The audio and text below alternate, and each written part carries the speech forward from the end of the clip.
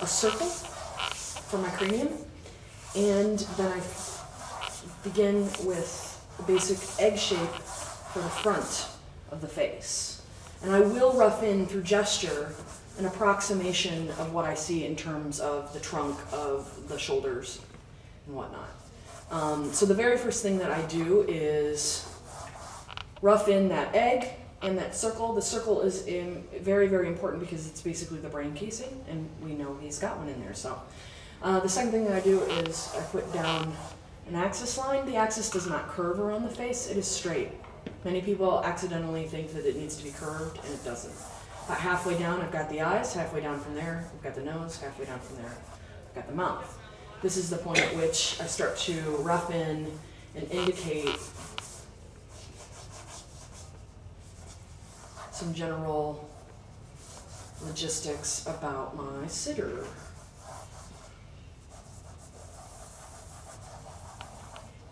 And at this point, I'm going to take a different approach than I took with the last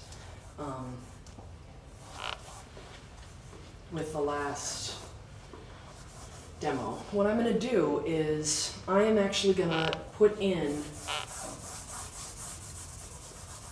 my value before I even really start drawing. And I'm going to work my value back rather than draw in everything to begin with.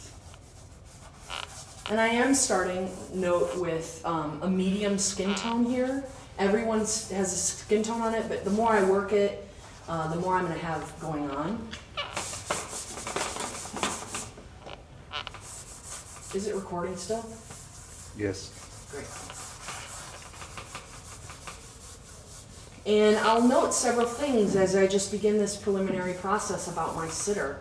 My sitter is young. He is athletic. He has nice definition in terms of planes regarding his face. There's not a lot of softness at all going on with his face. And ultimately, I can glean a lot from just this demographic. Young African-American male who is heavily lit from one side and approximately 18 to 24 of age. Through this process of just these simple observations, I can basically make some sort of assessment as to sort of where things are geometrically on his head.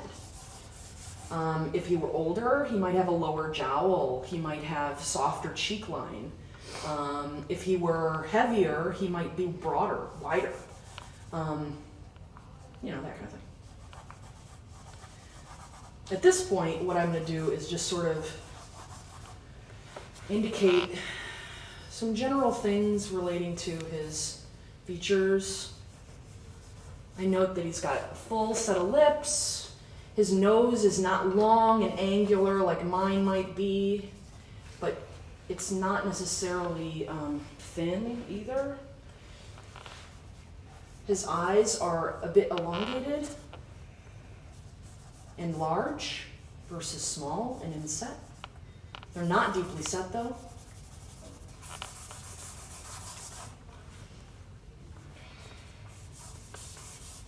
I'm using the negative shapes around his head in order to sort of give myself an assessment for how actually big it is. You know, it's really important that I get his head shape right because his hair is so tightly cut.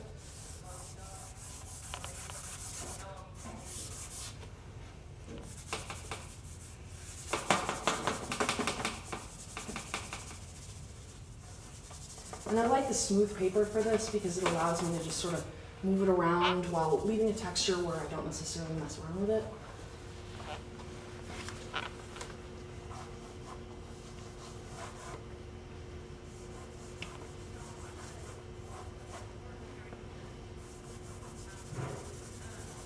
And I know that there are going to be some significant darks against his body here.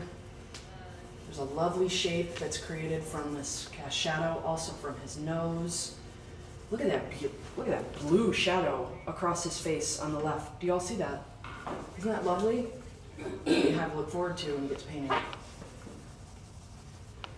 Almost always tell my students never put blue in the figure. But look, we see a lavender color across his face. It's really quite lovely. Sorry, I'm referring to you as lovely. You're cool though. You can handle it.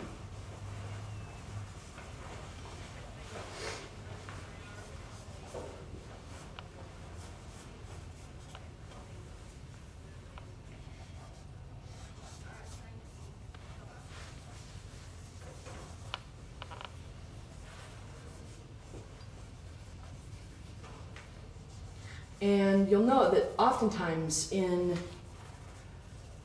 a 3/4 view, it's very difficult to actually get the eyes on a proper axis. So you may have to spend some time really sort of negotiating where those go.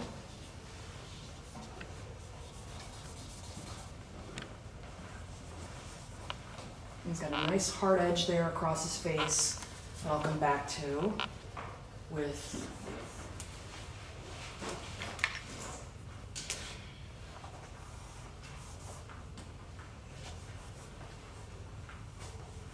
and you'll know it's a very subtle line. It's not in any way, you know, a big exaggerated line. If it's a big exaggerated line, it'll end up looking a little bit more like a caricature than anything.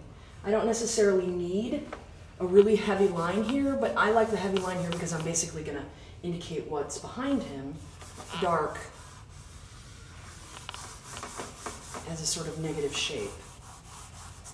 Then I'm ready to sort of go back in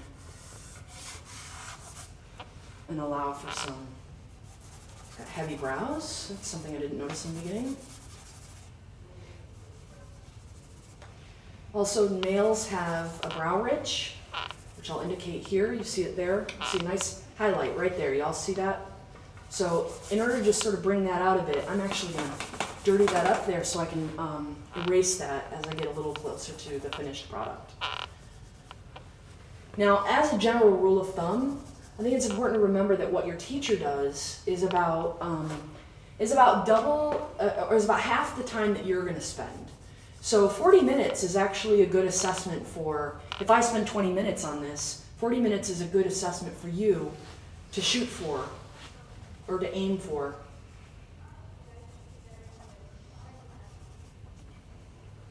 And I'm actually going to start thinking about this is really the fun side here, because this is really the area that I can build some beautiful lights. Okay, I actually am going to go right to my graphic. Switch it here for me, please. Go right to my Conte and start refining my forms. I'll ask my model if he's okay. Is my model okay? Yeah. Now he's got what's known as a fade, very well kept fade, I might add. So what I'm going to do, and he doesn't have a sense of humor about that, does he? What I'm going to do is just indicate it with the side of my Conte, and you'll note that it's not a hard edge, because the densest part of the shadow on his hair is going to be the furthest part away, and that's generally, you know, sort of men's or typically very, very short haircut. And I'll look for the deepest darks. I won't necessarily use a lot of